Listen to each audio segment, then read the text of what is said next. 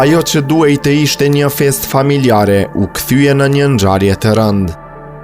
Një grua 39 vjeçare ka denoncuar bashkëshortin e saj, duke pretenduar se e ka goditur me grusht në sy gjatë kthimit nga një dasëm në Shqipëri, ndërsa fëmijët ndodheshin në automjet.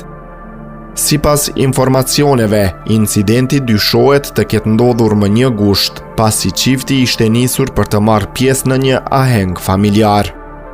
Gruaja ka deklaruar se fillimisht pati ofendime verbale, ndërsa më pas bashkëshorti vendosi të largoheshin nga dasma.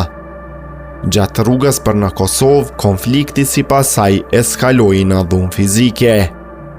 Pas ngjarjes, 39 vjeçaria kërkoi ndihmë mjekësore në qendrën klinike universitare të Kosovës, ku edhe u raportua rasti.